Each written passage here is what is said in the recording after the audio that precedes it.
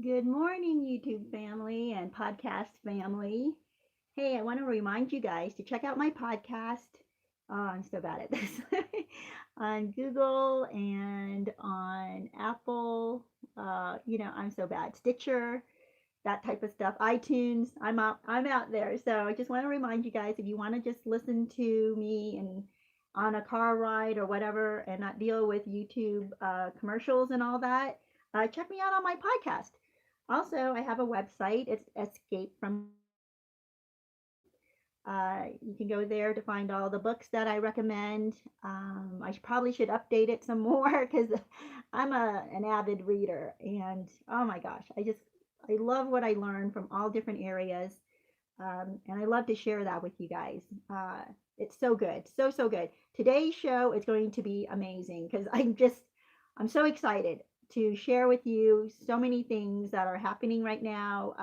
Not happening in that like business or anything like that, but happening in healing and what I'm learning. It's just great. And I want to pass it on to you guys.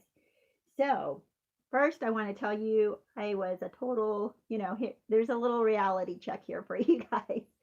A bit of honesty here, which is I was a total schmuckadoo this morning. Total schmuckadoo. And uh, I got so frustrated when I should not have it, at my husband. He's such a sweet guy, such a good guy. He was trying to help me out by making coffee, which is normally what I do each morning. But in doing that, I don't know, let me tell you what, he kind of got in my way. I know he was trying to help, but he got in my way, kind of threw me off course. I was writing down notes, and he wanted to give me the space to write down notes and not have to do any, menial stuff this morning, like making coffee. Anyway, I got frustrated and I was like, no, this is terrible because now that I'm in this mindset of frustration, how am I going to do this? And I'm not going to be able to write these things down and I'm distracted. Anyway, I knew that I had to get myself centered again right away. And first of all, because my husband doesn't deserve that, right? He doesn't deserve for me to get all frustrated at him because he's trying to help. So here's my praise about that. The good news about this is it only lasted a couple of minutes and it didn't go into a full blown, fight and all this jazz.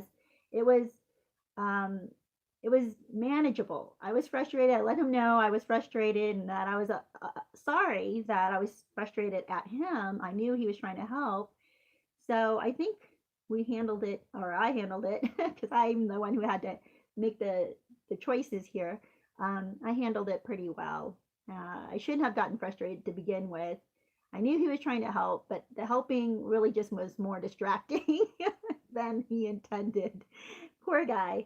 Um, but we ended up good. It was all great by the time he left. So we're good. I just want to let you know though, a bit of honesty with you guys. Look, we're not going to be perfect. We're not going to always be on our A game with everybody that we love and don't love. We're not going to always say the right things. We're not always going to feel the right way, right? There are going to be things that prick us and make us frustrated and then possibly snowball into something bigger. So the thing here, though, to learn is that how to recover faster. And today's lesson actually will help you with that. Today's topic is about neuroticism and narcissism. Neurotics and narcissists. How are they different? How are they the same? Are they the same? And do they overlap? So there's so much to consider here because the more you know about this, it's going to revolutionize your life. It's going to change the way you behave, you think, you react. It's going to be life changing and possibly life saving because some of us get stuck in a cycle and we don't know how to break out of that cycle. Well, the more you learn about your situation, the more you understand what's causing you to stay in that cycle, the better chance you have of breaking out of that cycle. And I know I've had a lot of viewers comment to me about how they just can't seem to get out, right? They're stuck and they can't seem to budge or move from where they are. And today's show, I hope, is going to help them with that. Hope you guys too. Um, well, you guys, let's talk about our happies and crappies. As you know, this is Happy Crappy Hour, so welcome to Happy Crappy Hour. Happy Thursday to you guys. We do this live stream every Thursday at 11 a.m. Eastern Time, United States time. So join us here. I love that you guys interact. I love to see your responses, and the exchange has been really great because this helps me to know that you're getting it. I've seen some people actually change their demeanor through the months here, which is so great. You know, people who started off so pessimistic and broken and hurt and angry, coming out and becoming more optimistic and hopeful and seeing that there's an end to their pain, or at least this section of pain, right? This line of pain. And it's so great. It's so great to see you guys moving along in that direction. Well, today, let me see. I'll tell you what my crappy was. You know, my schmuckadoo moment this morning was my crappy. I was really frustrated with myself as well. You know, in the way that I responded, in the way I reacted, and how easily I was moved to frustration, which is ridiculous. You know, someone's trying to help. I know I'm under a time crunch, but take a step back. You know, that's what I learned, is how to take a step back. So I guess my crappy turned into a happy, which is the whole point of Happy Crappy Hour, you guys, because you want to learn from your mistakes. You don't want to keep repeating them. You want to get better. You want to get stronger. So for me, the good news is that I didn't stay in that moment too long. I didn't escalate it. And well, I should say we, because my poor husband, he's just standing there like, okay, what's going on? What should I do? But I was able to regroup quickly and realize, you know, the truth of this is my husband's trying to help. So I should be grateful. And even though it wasn't helpful, I should be happy that, you know, I have this person who loves me and who's trying. The thing I really needed to learn for myself, though, was to take a step back and not be so focused and so narrow-minded that I am, or narrowly focused, that I forget the people who are next to me or around me, right? So that's my happy. That came from that crappy. My real happy, oh my gosh, you guys, I have a story to tell you. I want to say hi to some of you guys coming on here, though. Hi, John. Good to see you. And Mike, good morning. Ashley, hi. Says, I have a few minutes before work. Thought I'd pop in and say hi. Oh, great, Ashley. I'm so glad you're here. Oh, yes, Ashley, I did listen to that song. So weird. Ashley had posted, I think it was on our last live stream, a comment in there about a song her ex wrote. And I thought, you know, it's such a weird song, but I'm not diagnosing anybody, by the way, online and over video, but if he truly is a narcissist, it kind of makes sense that song was. And a lot of songwriters, you know, they write about their own experience. It's about them, okay? It's very much about them and their experiences. But that's why I kind of thought, well, he's writing about himself being this monster. So Ashley, I did not think that he was calling you the monster. I think he was calling himself the monster, because a lot of times narcissists do know that they act like a monster, like they're somewhat aware that their behavior is monstrous, and they don't. And today we're going to get into this, the difference between neuroticism and narcissism. The difference for narcissists is they recognize they're somewhat monstrous, but they're not quite willing to change. They just want everybody else to still love them despite how they behave, and they don't have any plans to change. They just want people to accept them this way. Okay? It's totally, and that song kind of makes me think that's what it kind of came out in that song for me anyway. That's what I heard. So you guys, this, let me see down here what else you guys are saying. Amanda, good morning. Good to see you here.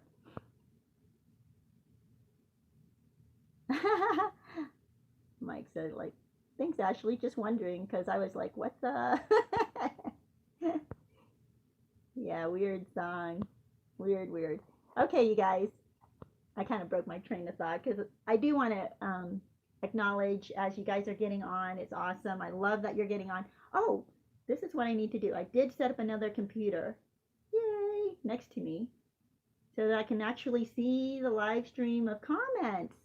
Oh, and by the way, I need to do all live chat and not just top live chat. So I just turned that on. So hopefully nobody gets missed this time around.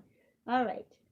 So my happy I was going to tell you guys is that I got to talk to somebody I kind of work with. We were waiting around for the rest of the group to gather, and while we were waiting, we started chatting, you know. So we didn't have a whole lot of time to talk, but she brought up a situation with her mom and her mother-in-law. And the crazy, so awesome thing, I love it when I'm able to speak right to people's hearts and speak to their experience so that they don't feel like they're going nuts. She starts to explain to me her mother-in-law. And then I was able to explain to her and tell her, oh my gosh, okay, these symptoms are so much like the narcissist. And I'm not saying that her mother's a narcissist, but this is how narcissists behave and think and what makes them tick. And point for point, from gossiping to making herself sound like the hero to exaggerating their interactions to other people, and the fact that she cannot share any information with her mother-in-law, good or bad. I was able to point that out to her. She says, you know, I just discovered like I cannot share anything with her. And I said, that's true. You can't even share the good stuff. And she said, you're right. I can't even share the good stuff because she'll exaggerate the good stuff into something somehow that will sabotage you. She says, yes, oh my gosh, that's exactly it. So I love it when I'm able to talk with people and they're thinking, oh my gosh, do you know my mother-in-law? You know, do you know this person? So in this case, she wasn't saying that, but I've had other people who said that. So it's so funny that, well, I guess funny and ironic in an ironic way that I was able to connect with her on this level where I understood exactly where she's coming from. I understood her experience. If she tried to explain this to other people would try to put the narcissistic behavior on the same level as other people's behavior and explain things away. They would excuse it and say it was just a moment and they are not always like this, you know, because they can't imagine someone always being like this, you know, like always gossiping, always distorting the truth, always manipulating the situation to look like the victim or look like the hero.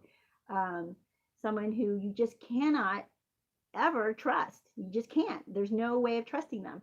And someone who you cannot even reason with. Like people can't understand that there are people out there. Normal people cannot understand that there are people out there that you just cannot trust. You cannot explain and rationalize with. So anyway, it was so cool. I was so glad to be able to have that conversation with her. So that was my happy. I love it when I have those types of interactions. And let me see what's going on over here. Razio, good to see you. Just dropped my narcissist of 7 years. It's been 2 months and feeling lost and confused, but I left and went no contact. These people are the devil. And that's exactly how it does feel because we'll get into this some more, but you guys are touching on it already. And I love this. I love that you guys are so aware that, you know, it's such a crazy, hard, empty, gutting feeling to right after you've gone no contact with a narcissist or right after they've discarded you or you've discarded them. When the relationship ends, it's not like you walk away and you're like, phew, I'm so glad that's over. You walk away with a lot of doubts and a lot of second guessing yourself.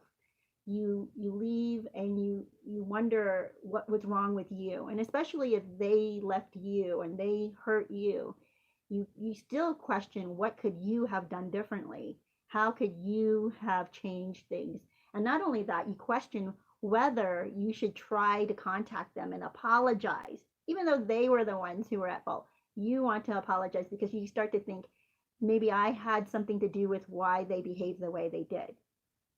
And part of that is because the narcissist blames you, on their way out. They blame you for why they're leaving you. And I'm not saying that you're an angel or I'm an angel and we didn't do anything wrong at all. I'm just saying that they don't take responsibility for their part. And even their part, they will blame on us. Okay, you guys. So I'm so sorry, Raz, for, that you are going through this, but I'm so glad that you're here because you're going to learn so much and you're going to hopefully see a little more clearly. And just hang in there because day by day, week by week, you're going to start seeing the truth if you keep seeking the truth. Don't forget to do that. And today's lesson is actually going to help you focus on the truth.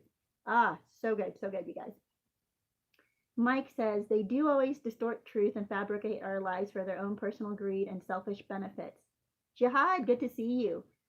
Yeah, Mike, that's true. Jihad says, good morning, everyone. Oh, good. And just joining in, good. Ashley says, bless you, Raz. I know. Many hugs. I loved mine, and he put me through absolute hell and wrote a weirdo song that I felt vilified me. But I think she was right that it's a projection because I wouldn't put up with his cheating. Yeah. See, and in the song, he says he loves the people who love him because they just accept him the way he is. You made him feel bad by calling him out on his cheating, while other people will tell him, it's okay, you made a mistake, don't beat yourself up over this, and everybody falls into temptation. So they give him lots of excuses for his behavior so he doesn't feel so bad about it. You guys, this is what happens. Yeah. I'm just reading through some of these comments. I'm so glad you guys support each other. Blessings to you guys for doing that. I love it. Yeah. Well, you guys, let's get started on this lesson today. Neuroticism versus narcissism. I started thinking about this because I was listening. I listen to books a lot. If I can get it on audio, I get it on audio. If I can't, then I end up reading. But audio is just so much easier because I can do things while, like driving, or I can be in the store and go shopping and listen to it on an earbud. Or I can do things, on the way and to work. And excuse me, you guys, I'm a little burpy this morning. So, all right. So I was listening to this audiobook. It was called Character Disturbance. I mentioned this on my last live stream. Character Disturbance by George Simon, Dr. George Simon. I think it's Junior even. Dr. George Simon Jr. He wrote a book. He's a psychotherapist or clinical psychologist for, I want to say at this point, about 30 years. And then he had also done other things before that, a lot of studies and such. So I just love his book, and also I've listened to him in a couple of interviews. That's when I was attracted to him, was when I heard him in an interview, and I thought, oh my gosh, this guy, he really resonates with what I have observed and witnessed and experienced myself. Now, there's another psychologist that's online that I really love too, but he's not quite as on the ball, I think, as Dr. George Simon. I kind of think he missed the point I listened to his recent thing on Neuroticism, and I think he kind of missed the point on that. I don't know, or he just was too general about it. It didn't really help at all. So today I want to go into detail about what I learned from George Simon in his book, Character Disturbance, about neurotics. Now, I want to tell you that neuroticism versus narcissism. Neuroticism is about your behavior, which is controlled by something that you believe or some trauma that's happened to you or an experience. It doesn't even have to be a trauma, but something that's happened to you and that causes you to behave or react badly, right? Or in an unhealthy manner. Now, that unhealthy manner can be negative, or it can be I don't know if you can say positive, but usually when you think of a neurotic, you think of someone who's just very negative and uh, affected by negative thoughts and negative behavior. But you can be very positive and be avoiding the reality also if you're a neurotic, right? You're not actually behaving in the way that would be healthy for the situation because you're avoiding reality. So what neuroticism does is essentially it exaggerates your behavior in a way that does not fit the situation. All right. And that could come because of your what's going on inside of you. You're being triggered by something, but you don't know what it is.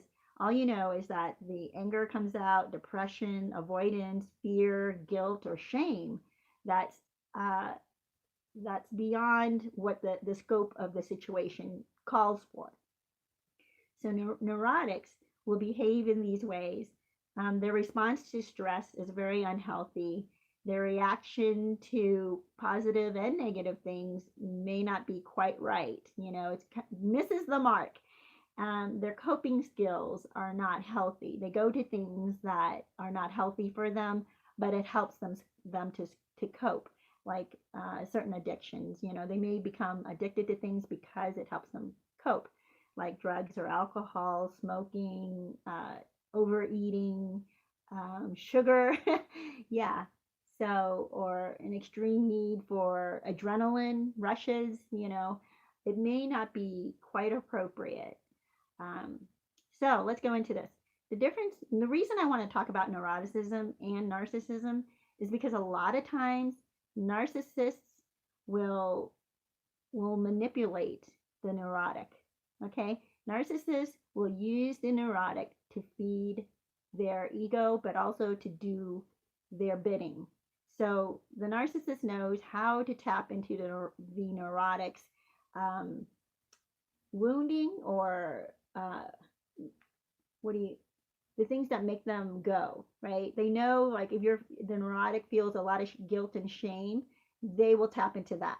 And that's why a lot of times you see a lot of projection from the narcissist, because they know it works on a neurotic. They know that when they project their bad behavior onto somebody else, it'll make the other person feel guilty. It'll make the other person feel like they have to change in order to be better or perfect for the narcissist. So the reason, another, there's so the big reason why I want to tell you guys about neuroticism is because we all are neurotic to a certain point. Like some of us way worse than others, right? But we all are somewhat neurotic because there are things that motivate us that we're not aware of.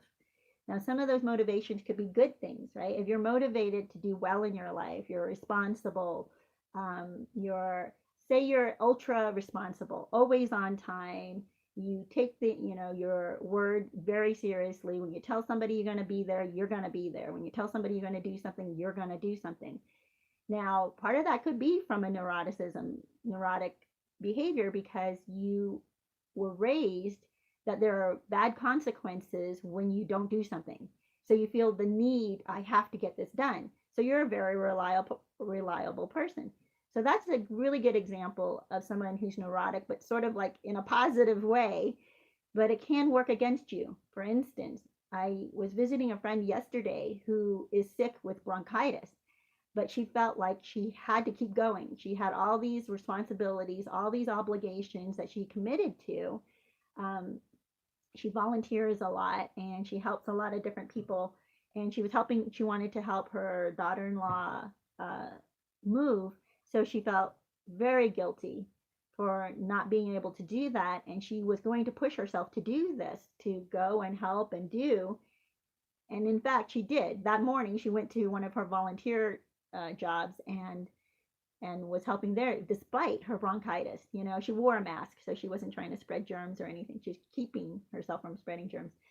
But she was telling me how she just feels like I need to do this.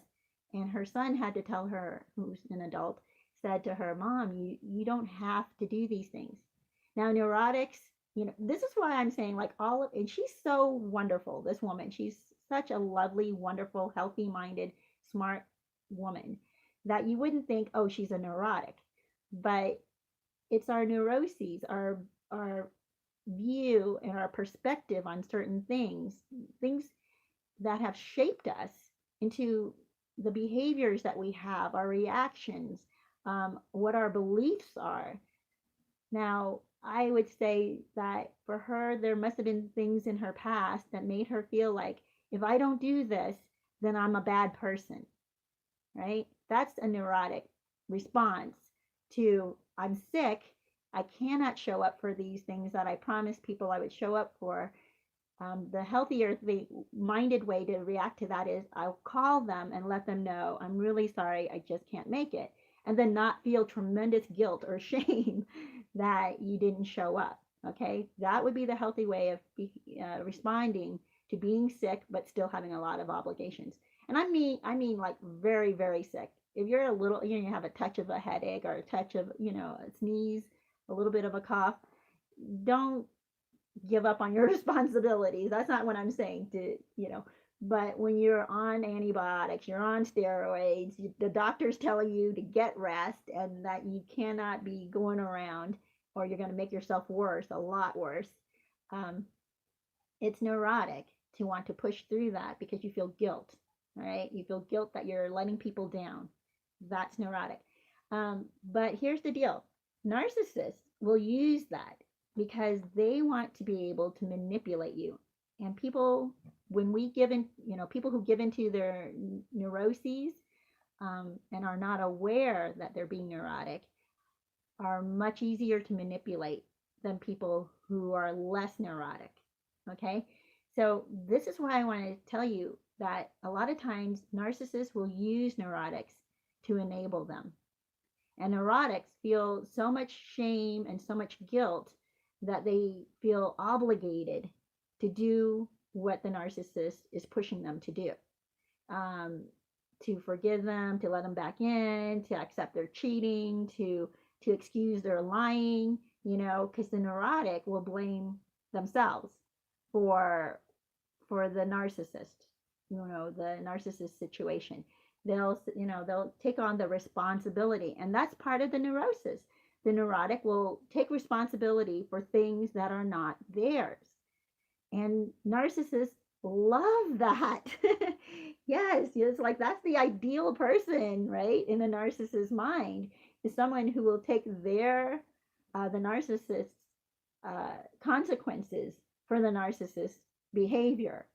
So you guys, this is why I want to talk about this because there's so much good stuff. Okay, I'm kind of like jumping ahead of myself, and let me stop for a moment and see what you guys are saying, but also I want to try to organize this in a way that will help you build up to the answer at the end of all of this. And there are a bunch of answers along the way, so you're going to learn a lot as you go. Let me see here.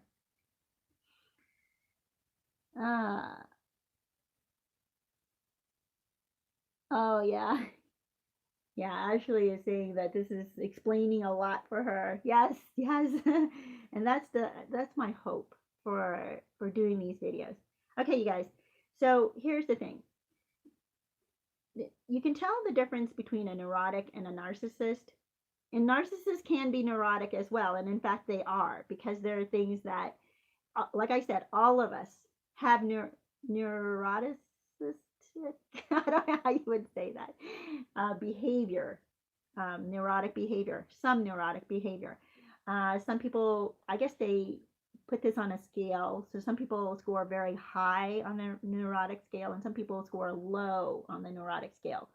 But I believe we all have neuroses. We all are affected by things and are triggered by things, whether we realize it or not. And let me explain to you, for instance, like this morning, my reaction to my husband, totally out of line. My getting frustrated because, he was trying to help. It wasn't quite helpful. It was more distracting. Yes, this is the truth. This is the reality. What should my healthy response to that reality be? my response should be focused on what his intentions were. His intentions were to help. Even if they weren't helpful, I do not need to react in a, frustrated, angry way. The more healthy way to react is to explain to him, please just let me keep doing what I'm doing, and then I can stay focused. Uh, that would be the healthy way to do it. But of course, uh, when I feel stressed because I'm pressed for time and I'm trying to get something done, and even if somebody jumps in and tries to help me, what's causing me to react badly to that? That's what I have to ask myself, and not just excuse myself like, well, it wasn't helpful, so I was in the right to get frustrated and get mad. You can get frustrated and mad, but don't take it out on the person who's trying to help, right? Um, so the more you learn about what's making you tick, the more you learn about what's causing you to feel the anger or the frustration or the fear that comes up sometimes in certain situations, right? The more you learn about what's really at the root of those things, the better you'd be able to respond in a healthy way in any situation. So that's why I had to keep pulling myself back from that situation this morning and take a step back and look at this and keep reminding myself of the truth. And the truth was, my husband loves me and he's trying to help. So from that truth, how should I react to him? Right? The lie, the neurotic slide downward would be to say, oh my gosh, he's so insensitive. He's, yeah, he may be trying to help, but he didn't stop to really think about how how to really be helpful. And, you start making up stories. You start making up excuses for why you should behave or give in to your frustration, right? Or give in to your. That's why neurotics then explode and then go into a tailspin and they behave badly and they don't, um, they just make the situation worse. Okay. So let me get back to this. The neurotic and the narcissist. The neurotic and narcissist both do feel anger, depression. They want to avoid, confrontation sometimes. Each of them do. They both deal with fear. They both deal with a lot of emotions. Now, two emotions, though, that I think neurotics and narcissists really differ in is shame and guilt, right? I think that the neurotic has exaggerated shame and exaggerated guilt, while the narcissist barely has any shame or any guilt. In fact, they downplay the guilt and the shame so much that it even appears like they have no shame and no guilt whatsoever. And a lot of times people, and I've heard other people on channels say that, oh, no, and even on my channel in their comments have said, oh no, narcissists have no shame and no guilt. That's not quite true. They do have shame, they do have guilt, but they downplay it so much and so quickly that it does not do the healthy work that shame and guilt should do, which is to help you change, right? Turn away, repent, if you will, from the things that you're ashamed of or you feel guilty of. Your guilt and your shame is your conscience, and it should guide you to morality, right? But narcissists are not driven by, they don't listen to their shame and guilt. They don't listen to their conscience. They move straight into what they want when they want it. Now, a neurotic listens too much to that shame and guilt. And not just that they listen to it, they exaggerate it in themselves. They feel tremendous shame. They feel tremendous guilt. And they behave out of that. Now, the behavior that grows out of that exaggerated guilt and shame becomes an enabling factor for the narcissist. The narcissist can then easily shame and guilt the neurotic into believing that it's the neurotic's fault that the narcissist cheated on them, for instance, or that's why the narcissist, they should forgive the narcissist. Neurotics are so concerned about what other people are thinking of them, how other people see them, that they will willingly hide the fact that the narcissist is abusive and a horrible person at home, but then play them up in public like they're the darling and wonderful, thoughtful person that everybody else thinks that they are. Are you guys following me? Yeah. So this is what I want you to understand.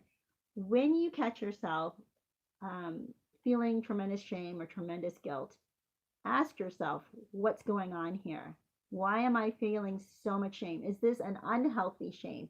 Am I able to just change gears, switch, lanes, and turn in another direction? Or am I being so, am I making myself so stuck and staying in this cycle of shame and guilt and bad behavior that I find myself here practically every day and I can't seem to break out of it? That's what I want you guys to think about. Because narcissists do not think this way. They will continue to think they're in a cycle, and they're somewhat aware they're in a cycle, you guys, but they're unwilling to question themselves. They're unwilling to examine themselves and see, what is it that's causing me to behave in this way that brings me shame or brings me guilt or brings me anger or brings me fear, right? Or why am I always trying to avoid certain situations? Is there a fear? Is there what is it that I believe that makes me try to avoid this situation or these certain people?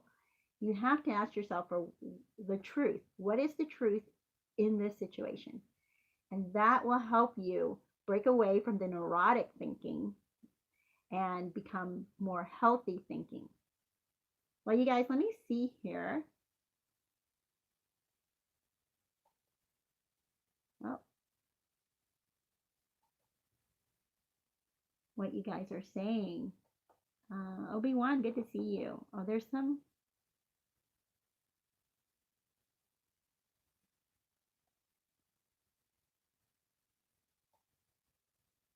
I'm just looking at. There are some comments that were held back because it says apparently I need to approve them or not.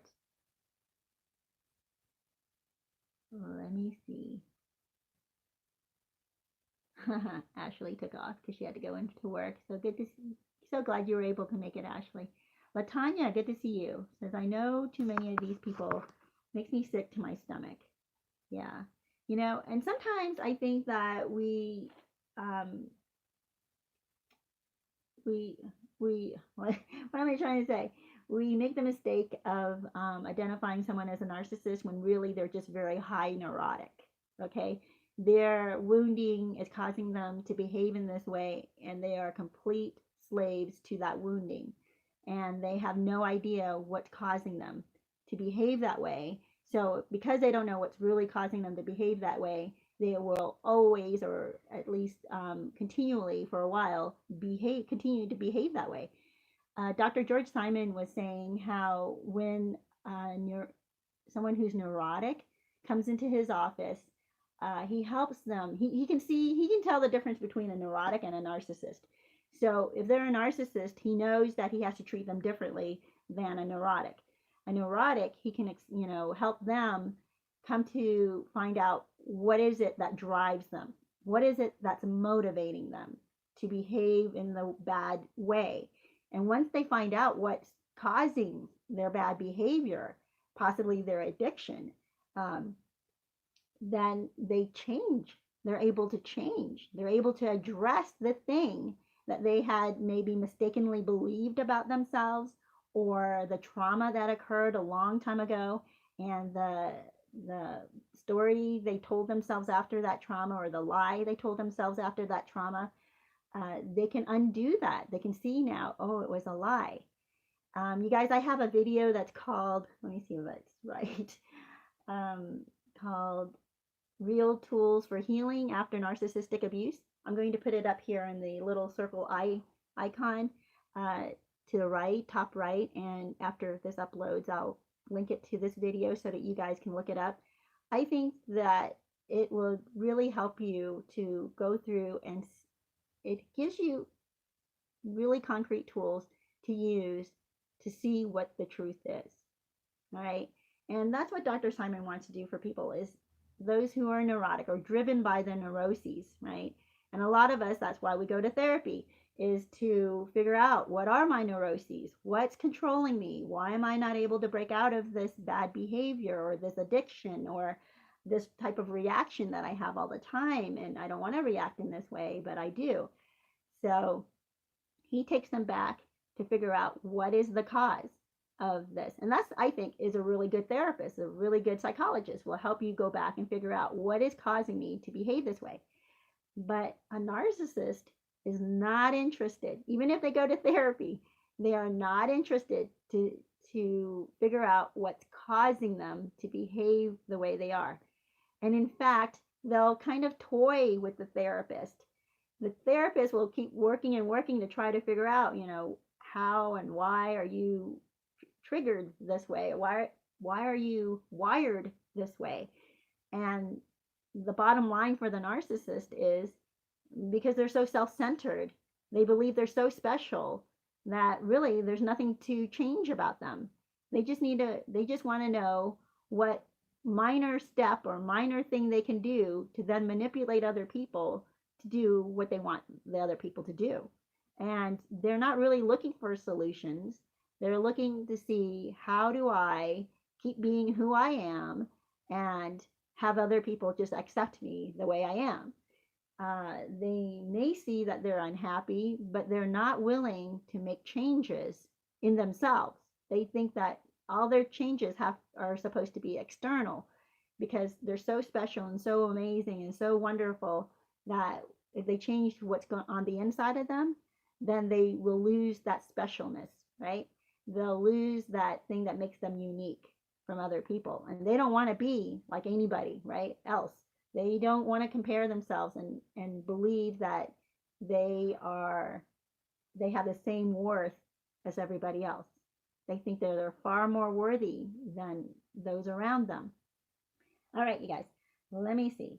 There are a couple of things I wanted to touch on as well, which is the neurotic can see others as real and independent of themselves.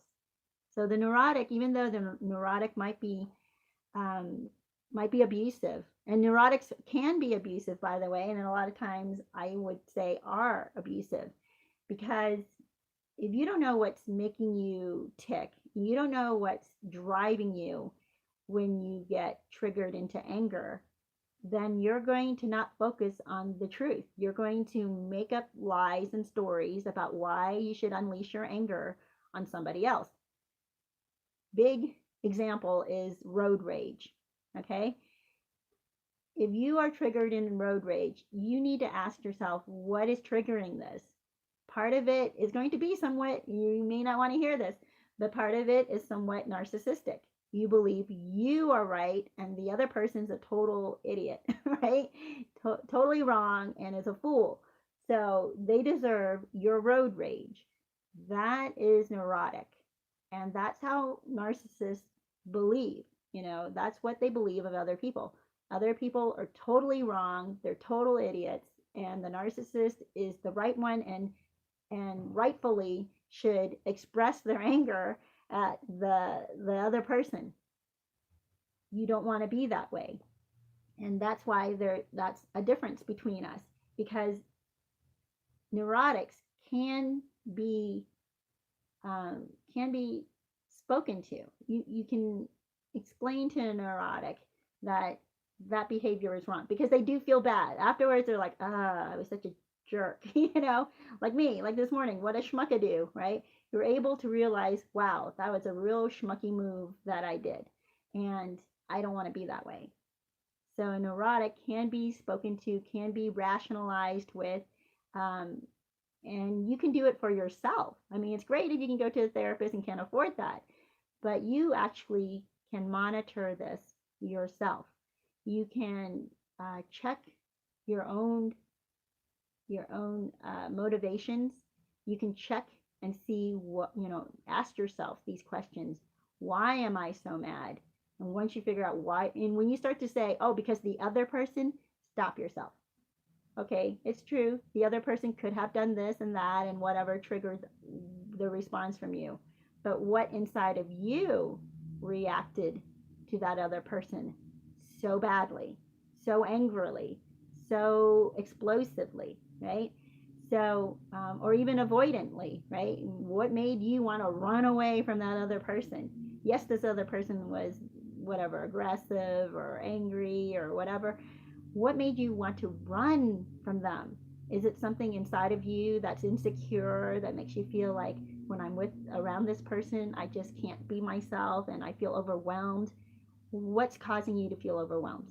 Because if you're really healthy minded, you could still be in around that person and not feel like you have to run. You can still um, be yourself and not feel lower or controlled or um, over or oppressed by the other person.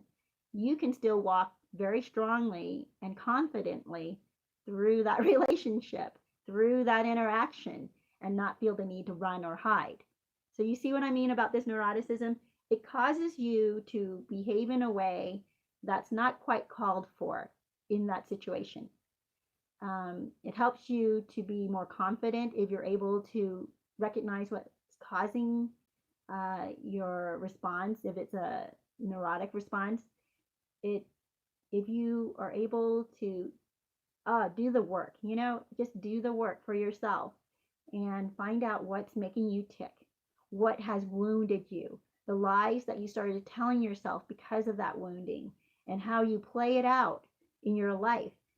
You know how they talk about self fulfilling prophecies? Some people have said, because they've had really horrible childhoods, I'm never going to have a child. I'm never going to be a parent because now, because they believe, for one, maybe, that they're going to turn out to be that kind of a parent too, an abusive parent. Number two, they might feel like they're just not healed in a way that they can handle being a parent, right? Or three, they just can't see any good out of being a parent or out of having a child because their childhood was so miserable. They just assume that their own child's childhood would be as miserable as theirs. These are lies that people tell themselves from woundings that happened, in their childhood or earlier years. And what you want to do is find out, what kind of lies have I been telling myself about my experiences as I had gone through traumas, as I had gone through bad experiences, and even good experiences. This is the other side, in which happens more rarely, or so rarely, is you come out of a really good experience. Say you win the beauty pageant, right? And you just think you're the most gorgeous, perfect person in the world out there because you have all these judges that have told you so, and they even gave you a prize for being so beautiful. Now you can walk out of there and become so arrogant that you're just a total schmuck to everybody around you. That's also a lie. And when you start behaving in a way that you know in yourself, like, wow, I don't know why I look down on so many people, or why I think I'm so much better than other people. Like I said, this happens rarely, right? This is the other side, neuroticism. That's not as common. You should ask yourself, what is it that makes me think that I'm so much better than everybody else? Why am I acting like such an arrogant jerk? So if that's happening, you can pinpoint something that happened in your childhood. Maybe mom or dad told you you were always right and they didn't discipline you and they didn't hold you accountable to things. But now that you're an adult, you're suddenly seeing there are consequences to your actions, and you're not able to get away with things like you used to with your parents. So you see what I mean? You can go back and figure out, what is it that makes me feel so entitled? What is it that makes me feel like everybody else should move out of my way when I'm coming through? So that's how sometimes neurotics come off looking like narcissists. But the neurotic notices that there's some kind of weird cycle that they're in that does not produce the kind of life that they're hoping for, or the friendships that they're hoping for, or the relationships, right? And they're starting to question themselves. What is it about me that's causing this? Now, you can take a look at it on the superficial surface, or you can go deeper and find out what experience started this thinking inside of me. And that's where, I guess therapy will go into, and um, self-help. If you're really, I don't know, enlightened, I guess, and you're willing to do the work, you will go into deeper and deeper questions about your own motivations. And once you figure out your own motivations, you'll be able to direct healthy behavior and push away the unhealthy behavior, unhealthy reactions. Narcissists do not, right? They will continue to behave in such a negative way and stay entitled and stay oppressive and allow their emotions to control them and you and anybody else around them. They will excuse and make excuses for their horrible behavior and not take responsibility for it. Well, you guys, let me see what is going on in some of the comments here. Obi-Wan, good to see you. Let me see. Oh, Mike says, I wish I could go no contact, but I'm trapped in a trauma bond. Yes, so this is part of what I'm trying to deal with or address today, because when you say that you're trapped, that's great that you notice it, right? You're stuck. And that's what happens for neurotics. I hate calling us all neurotics. We're all neurotics, by the way. So don't feel like, oh my gosh, now I'm crazy. You're not crazy. You're affected and controlled by a certain belief that you told yourself, a certain lie even, that you believe, and now you are acting out in your life. You're self-fulfilling a prophecy, right, that you made about yourself. When you say, I am stuck in this trauma bond, now you can break that trauma bond. You have to ask yourself, what was it that caused you to bond with them in the first place? That's what you want to do. Neurotic behavior sometimes comes from bonds that we have, decisions that we made that keep us stuck. So what you have to do is go back and find out before that, what caused me to even bond to somebody like this? What was happening in our relationship that made me feel loved or accepted or gave me something? What was that something that this other person who was so toxic was able to give me, right? That I labeled as something that I needed. What was it, And when you find out, like, wow, I labeled their attention as love, okay? I misconstrued their attention as love or as respect. Then you start to realize, oh, what I was really looking for was love, possibly respect, possibly acceptance, right? So find out then, why is it that you felt more acceptance from them, or more love, or more respect, or whatever it was? Desire, right? Passion. It could have been that. I'll tell you, that's a really big one, passion, because narcissists are very passionate. A lot of people are bonded to that because they don't see that kind of passion very often.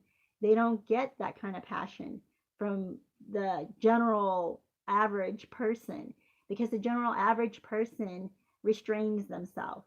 They're bonded by their neurotic beliefs about being, and that keeps them from letting go and letting loose and really being passionate, even with people they tremendously love and are incredibly attracted to.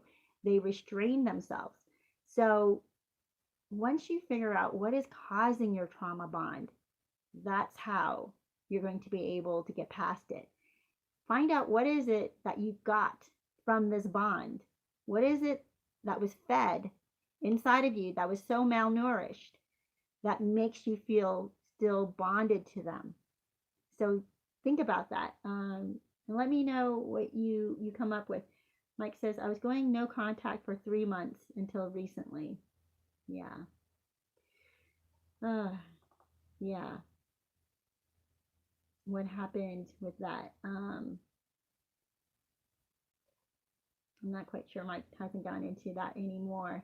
But those are temptations that we do have as well, is to go seeking the thing that we believe fed something inside of us, right? Where that, and it surfaces as a trauma bond because we are connected to somebody that we know is so bad for us, but they fed something inside of us that was so malnourished. Now we believe that if we go back to them, we'll be fed again. But the reality is we're not going to be fed. In fact, they were starving us at near the end of that relationship. We were already starving by the time the relationship ended. But we remember the times when we were being fed, and we want that time back, and we desire it, and we our neurosis will tell us that if we go back, we'll be able to recover that and recuperate that, which is not true. It is a lie. That's why you want to stick to the reality of the situation. Look at the situation. What is the reality of this situation that I am in right now with the narcissist? That will set you free. That will show you that you cannot go back to this fantasy that you desire, right?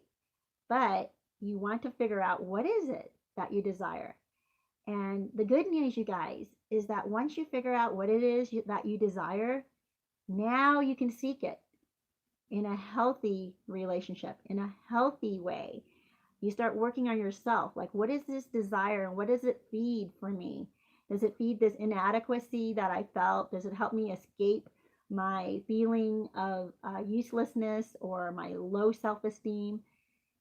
If it feeds your low self-esteem, find out, why do you have low self-esteem? What lie are you believing that keeps your self view so low? Find out. And until you find out, unless you find out, you will continually be manipulated by narcissistic people, by people who know how to make you jump, know how to make you move. So you don't want that. You don't want to be controlled by somebody else because they know how to tap into your fears or your insecurities, right? All right, you guys. Let's see what else is going on here. Yeah, Mike says, my dad is a sociopath. He's just as worse as a narcissist. Um, yeah, in fact, all sociopaths and psychopaths are narcissistic, right? They all have narcissism in order to believe that they are entitled to take from other people's happiness, other people's stability, other people's um, self-esteem. They believe that they can crush all of this. They are all and use people, like physically use them as if they're just a tool. That's what sociopaths and psychopaths do. They don't see the difference between that. I'm sorry. They don't see other people as individuals, independent of them. And you guys, I did start on that earlier and I didn't quite finish, but a neurotic can see others as real and independent of themselves, but a narcissist does not see that other people even really exist outside of themselves. Other people are just an extension of them. They don't know, they don't believe that other people can be as whole or as magnificent or as independent or as a complete person as they are. Yeah, I mean, it's hard to explain because to get into a mind of a narcissist, it makes no sense. It makes no sense the way they see things. But this is how they see things. So, yeah, to Mike, who was saying that your dad is a sociopath. If he's a sociopath, then he's definitely a narcissist. And sociopaths are a lot scarier, I think. I've asked this question before, and I'm not sure that psychologists have, and I'm sure that it's out there somewhere actually, but I just haven't seen it, where when does a narcissist uh, step over that line and become a sociopath or a psychopath? Where is that line? What is it that makes a narcissist then become a sociopath or psychopath? And part of me thinks that narcissists are capable of being a sociopath or a psychopath, but there is some even greater disconnect inside of a sociopath and psychopath that narcissists are not quite there. Like they've limited themselves. They've told themselves, I will not cross this line, right? I will not cross this line of criminal, horrid, uh, yeah. I don't know how to explain it to you. But domestic abuse, I think is criminal, right? And in that case, I do think that's sociopathic. I do think that's psychopathic. That in those types of situations where the person is beaten to an inch of their life or continually being beaten, it's beyond just being narcissistic. It is sociopathic. So that's my take on it, and that's what I think about it. But let me see what you guys here are saying. Yeah, Mike says money is the root of all that causes evil. Actually, it's the love of money that's the root, right?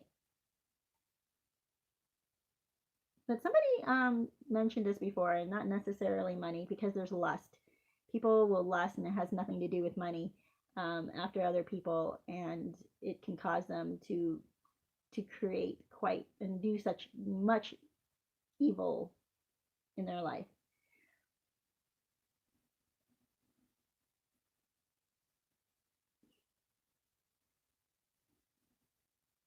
Yeah, Obi-Wan says, the Bible says an eye for an eye. Jesus said, turn the other cheek. That's the correct way to respond. But everyone knew Jesus' ways, so chances are it's going to be an eye for an eye with these people.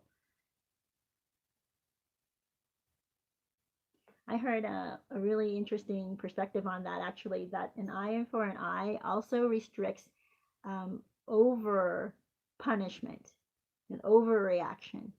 So it was the eye for an eye was actually also used to restrict people from doing something more than the bad behavior warranted. Okay, so if the yeah, like when someone steals something, to cut off their hand, that's crazy, crazy. But so an eye for an eye would be like something that's appropriate to that level of a crime, right? The retribution um, should be about the same as what the crime caused, right? The damage that the crime caused. But we're getting off topic, you guys. I'm just reading to see what you guys are saying here. Okay, we're getting into, and I can get into this too, but this might not be the venue for this. I'm glad you guys are able to have this discussion. Well, you guys, let me see. There are a couple more things I wanted to talk to you about. The difference also between a neurotic and a narcissist is a neurotic really wants to know what causes their bad reactions or their unhealthy behavior, what causes their addiction, right? A neurotic, for instance, people who want to lose weight, they know they overeat, they know that this is a response to something, it's soothing something that's lacking inside of them. They actually want to know. So when they go see a dietitian, when they go to the health club, when they get a trainer, they're actually wanting to know. Now, you could train and train and train, and yet eat so badly that, yeah, you may be gaining muscle, but it's underneath a lot of fat. That doesn't really help. So, what would really help is if you find the reason why you go to food, the reason why you crave certain kinds of foods, by the way, also, right? Why is this? Is it because, when you were younger, you used to eat a lot? Oh, I'll tell you a story. When I was younger, I used to eat a plate of French fries every day after school when I was in, I think it was fifth grade. Yeah, loved it. So kind of got hooked on French fries and gained a bit of weight that year. Uh, so if I were still, sometimes I enjoy French fries, and I want to say how long ago? Every now and again, I'll start that up. I'll start eating French fries like almost every day, and I just feel this craving for French fries, and I have to stop myself after I start gaining a little bit of weight, right? After I start realizing I'm not getting good calories here, and it's really affecting how much other good food I'm able to eat because I'm filling myself with French fries. So I stopped myself and I looked back at what was it that was filling me back then, and it was, lack of attention um, in my childhood. And these French fries, they were soothing. They made me feel good. They brought me joy during that time in my life. So now, when I feel the craving for the French fries, I ask myself, am I not feeling fulfilled? Am I not finding joy? Is there something that's lacking in my life? And it helps me to go, oh, I don't need these French fries. I'm doing just fine. So I'm able to put them aside and not overindulge, right? Have it control me and take over my life and do things to my body that I don't want it to do. So neurotics want to know what makes them tick, what is triggering their bad behavior or their cravings or their addictions. Neurotics want to change. Narcissists do not. Even though the narcissists go to therapists, and I know some of you guys who watch my channel, they've come on, at least two have come on and said that, hey, I'm a narcissist and this is what I'm thinking, and why am I thinking this way, or why do I do these things? And the moment I engage with them or talk with them and start conversing with them, because I want to help them find the root, right? I want to help them find the cause of what they're asking me about. And one of the latest things was, relationships. A narcissist was asking me why he can't have normal relationships.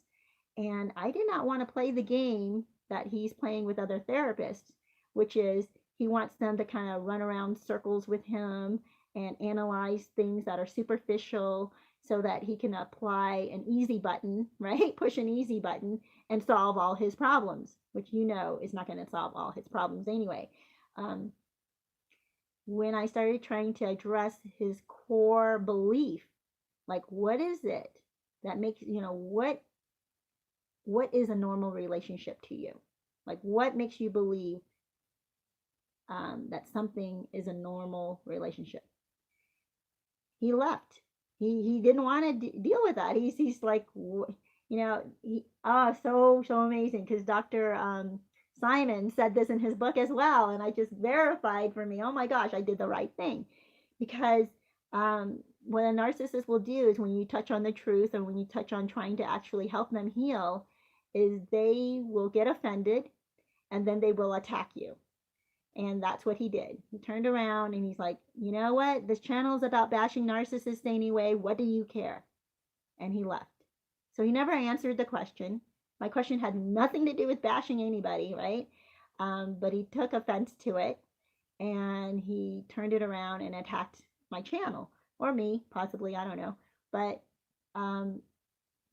I didn't take that attack, by the way. I didn't take that offense. So it didn't, it's like, oh, that's too bad. I really wish that he would have engaged with me and discussed this further, because we probably would have come up and come across what's making him tick in his relationships, right? What he's really looking for in relationships. And he didn't want to face that. He did not want to face the reality that what he really wants in a relationship is someone who's just simply subservient to him, but still exciting and challenges him, but not too much, because he doesn't want to ever feel offended by this person. Well, this person does not exist. There's no such fantasy person that narcissists are looking for. They are looking for not just a perfect person or even a perfect person for them. They're looking for a person that's a fantasy person. They're looking for as if they were a programmer and they were able to program a woman or a man who did absolutely everything that they wanted, but also is beyond their comprehension, beyond their ability to anticipate, because they want to be surprised. They want to have some excitement. They want this other person to bring something into the relationship that they never expected, but enriches the relationship, it enriches their experience. But at the same time, they want this other person to be able to anticipate all of their needs and be subservient to them and challenge them just enough to be humorous and interesting, but not so much as to expect them to change. Yeah, this is what the narcissist needs to come to the realization, right? Of in order to make real changes in their life. And if a therapist starts to go down that road with them, they will flee. They will take off because that's not really what they want. They don't really want to find, um, I guess, they don't really want to make any changes to themselves in order to get what they want. They just want what they want. And everybody else is supposed to figure out what it is they want. So crazy, you guys. All right. So here's the deal with us. Once we start to question what motivates us, what makes us tick, why do we behave badly when we're behaving badly? Why are we feeling tremendous shame? Why are we feeling tremendous guilt? When we start asking ourselves this, and it's okay to even explore the the extremes of the whys. Like, let's say your guilt. Why am I feeling such guilt? And you can go into that and say, because I'm a total jerk, because I'm such a hateful person, because my anger is like this animal that takes over me. You can be brutally honest with yourself. And that is good, okay? It's good to be brutally honest with yourself. Now, once you get to that point, now ask yourself, is this true? Am I an animal? Is my anger like so bad that makes me unfixable? The truth is no. That's not true. You are still fixable. And then you ask yourself, do I hate this way that I'm behaving enough to change? To change the core of what's causing me to behave that way? And if the answer is yes, I hate my behavior that much, then you have hope. You have a good future ahead of you. You can make all kinds of changes in your life that then will start you on this path of healing, and it makes you, it frees you. I can't even explain. So, I guess I'm going to try to explain. It frees you to be the person you've always wanted to be. Once you're no longer a slave to your neuroses, you will be free to be that person you've always wanted to be. That confident, smart, kind, loving, understanding, insightful, creative, exciting person, courageous person you've always wanted to be. It's your neuroses that keep you and prevent you from being like that. And then it's the narcissist that keeps you chained and flexing only your neurotic muscles instead of your healthy muscles. So that's why these relationships with narcissists are so bad, because the only thing that's being exercised in those relationships is your neuroses. You're not exercising your healthy side. You're not exercising healthy thinking. The narcissist is putting you on this crazy treadmill or hamster wheel, right? That keeps you working really hard, but only in your neuroses. It only further substantiates, or it further ingrains your neurosis inside of you. And you continue to exercise that bad behavior, that bad reaction, that horrible feeling of insecurity, that exaggerated guilt, the exaggerated shame. That's what the narcissist has you on, this treadmill or this hamster wheel that continues to exercise this wrong thinking. All the lies that you're believing, they're repeating it to you, and they're having you repeat it to yourself as they project onto you, or as they blame you for their responsibilities, right? Things that they're responsible for. You take on their responsibilities, and then you feel neurotically obligated to take on their responsibilities or their blame, and you put it onto yourself. You start projecting all this negatives, so wrong, so all these lies onto yourself, and then you self-fulfill these prophecies, right? Terrible, terrible. So that's why I want to try to help you break out of this. I hope that when you hear this, the way I'm explaining it to you, I hope that this is clear. I'll try to explain it more, but I want you to see that you're stuck.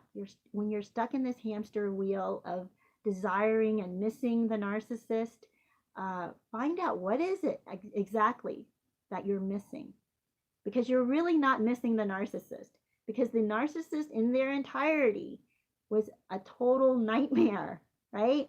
Okay, there are certain things about the narcissist that fed certain things inside of you. But you know how sometimes if you're hungry and you want to quench that hunger, you fill it with something that's toxic or bad for your body. And then later on, your body feels sick and tired and weak. At the moment that you're eating it, like say cotton candy, or not even cotton candy, but say you're eating something really just a bag of potato chips that's full of grease, and or a plate of french fries like I used to. At the moment you're eating it, it feels great.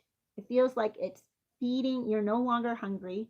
You've now taken care of that need, or that whatever was depleted inside of you. You're filling that box. But then that box, in this case food, as I'm explaining it to you, starts to make you feel sick, starts to make you feel tired. You feel like, wow, every time I have a plate of french fries, I'm not actually more energetic. And in fact, I don't even want to move, you know?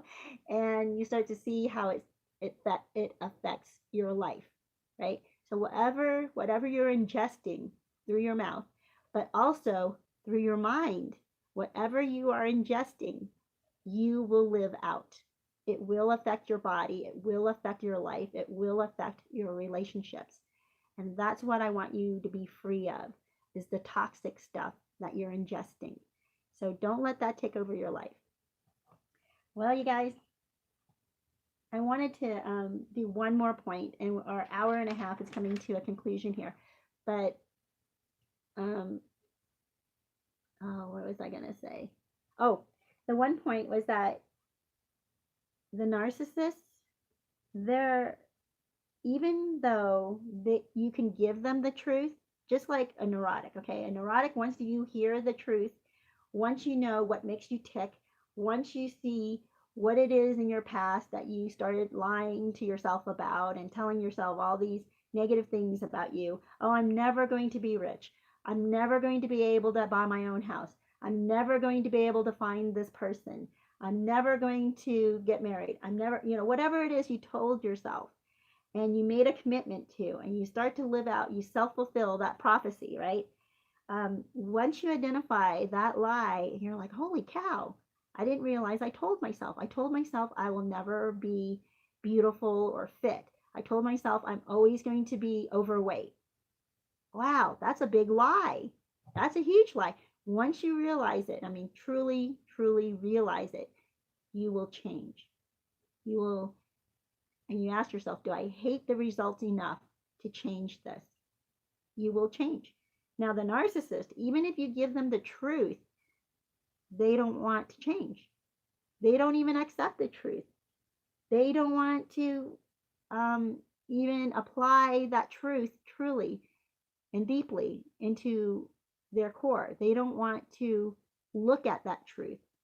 They might even say, yeah, I told myself that I'm just never going to be able to be in a committed relationship because I just love having, I just love men too much, or I just love women too much. I just love new relationships too much. They're too exciting to let go of. So they tell themselves this lie: I'm never going to be in a committed relationship. And if anybody expects me to be in one, too bad for them. When you find out the truth, why is it they can't get into a relationship? It's not just that, what is it about the excitement of a new relationship that that um, that draws them out of a committed relationship? Like, what lie are they telling themselves about this excitement? What lie have they told themselves that a committed relationship, a long-term relationship, can't be exciting? I mean, did they tell themselves that lie? So, I mean, I'd have to actually have a person in front of me and go through this with you guys. But essentially, they've told themselves a certain lie. And they decided that they're going to live out this lie for the rest of their life. And even if you try to bring them the truth, they don't want it because they want to hold on to that addiction. They want to hold on to that initial feeling of fulfillment. They don't want to actually fix the problem because that initial moment or that addiction gives them such a high or such a secure or warm feeling or whatever it is that they would prefer holding on to that feeling than fixing the addiction. Yeah. So you guys, I'm going to go into some of these comments that you have. Huda, good to see you. Oh, let me see where Huda came in. I'm trying to use my computer so I don't touch my screen on my phone, because when I touch the screen on my phone, the camera jumps around. Let me see.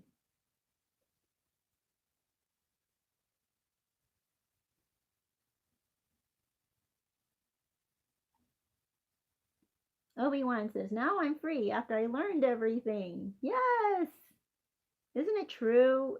Like, when you learn the truth, it sets you free. So if you're around people who are trying to tell you their truths, I guess, and it does not, I mean, it may feel good at the moment, but it doesn't really set you free, that wasn't the truth. It was a figment, right? It was, or a counterfeit of the truth. It wasn't the truth. So be careful of that.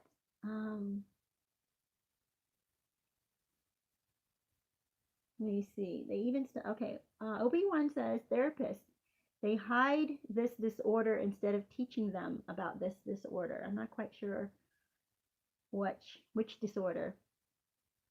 Obi-Wan says so they get paid more. Oh, okay. That's why you were talking about money is the root of evil. All right. Bible. Oh, wait. I'm sorry. Let me go down a bit. Ooh, I'm kind of back here on the. Oh, okay. Huda had come on to say hi. Good morning. Good morning, Huda. Um,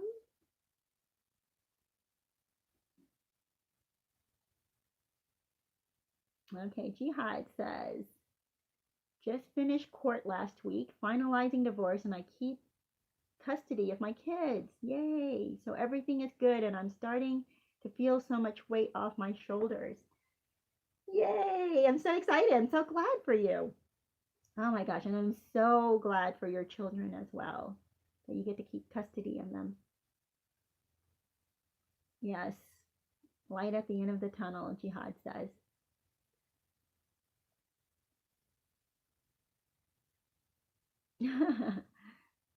Obi-Wan says, anyways, let's get back on topic. Janaea, hey, so you are on. That's good to see you.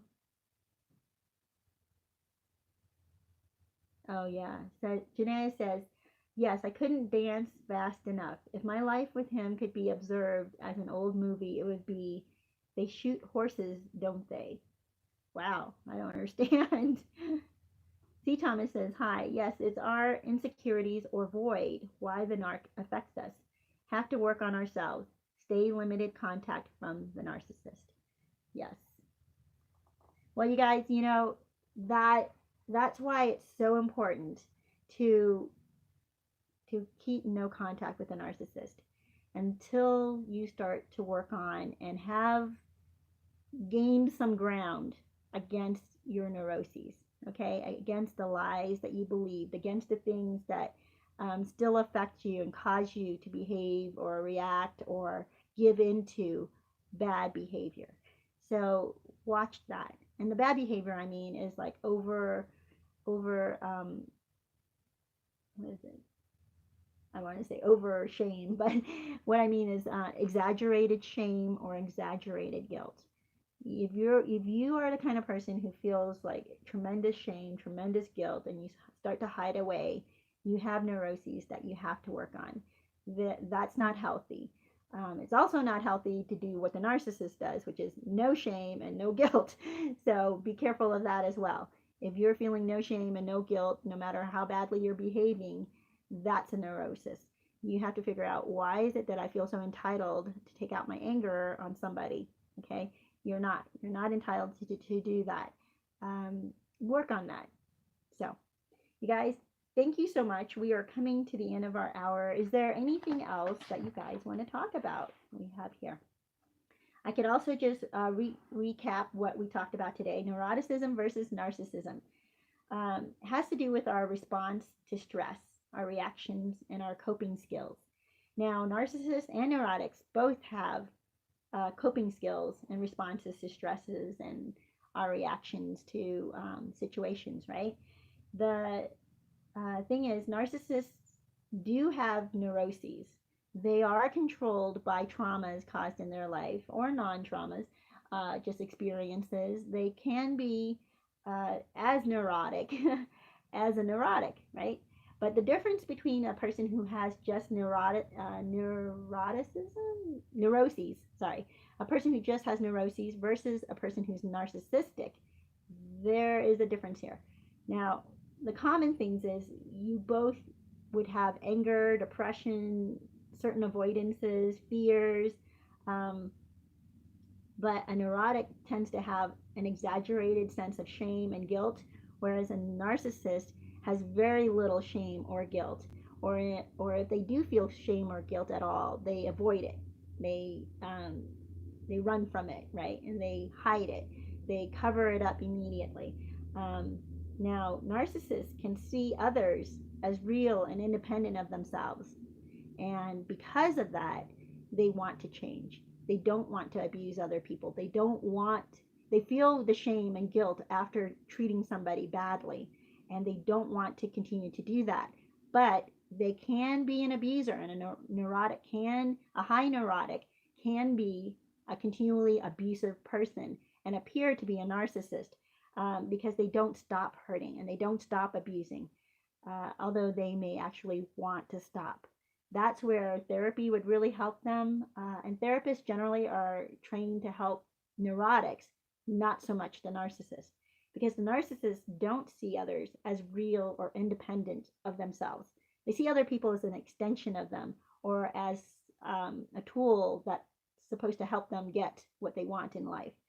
Neurotics want to know what causes their bad reactions and their unhealthy behavior. And when they find out what causes it, they're able to change. They're actually able to change.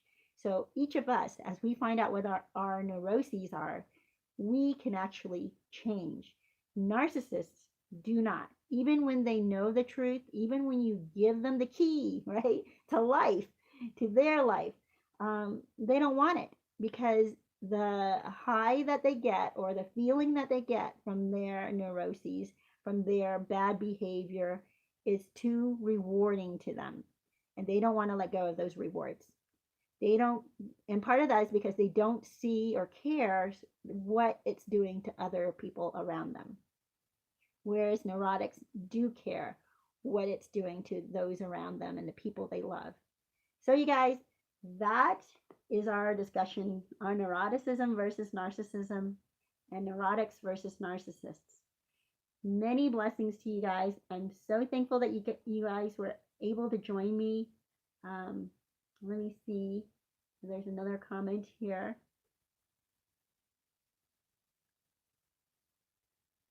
Yeah. C. Thomas was advising Mike because Mike had gone back into contact with their narcissistic ex, which of course we all say no. And I want to read this comment because C. Thomas is right about this. It helps. Okay. I'm trying to read this in a way that makes sense because some of the typing might be off. Trauma bonds, it might, yeah, the trauma bonds make you feel like you want to contact the ex again, but you got to be careful that as soon as you go into contact with the narcissist again, you're going to start over. You're going to go back to square one. So be so careful not to allow your trauma bond or your need or desire, right, to get what it is that the narcissist filled for you. Find out instead what is it that the narcissist filled for you. Um, Instead of being tempted to believe that the narcissist could actually give you the things that you need, right? The trauma bond makes you think, oh, I'm still connected to this person even though I know they're terrible for me. Well, find out what is it about the connection, what connection is it that you desire so much. And once you find out what causes or what you're really looking for in that connection, you will find a healthier source for that kind of connection. So blessings to you guys. I really hope that you have a great week. I'm going to be on travel. So this is going to be exciting. So next week on Thursday, I will be doing this from a different locale, and we'll see how that goes. Have a great, great week. Think about the things that make you tick, and it's okay to ask yourself the really hard questions and to be brutally honest with yourself, but also bring in the truth and recognize that a lot of the brutal honesty that you have with yourself might be a lie themselves. Okay, but you have to face it. You have to face these lies. You have to face what is it that you're lying to yourself about. So blessings to you. I hope you have a great week, and I will see you next week.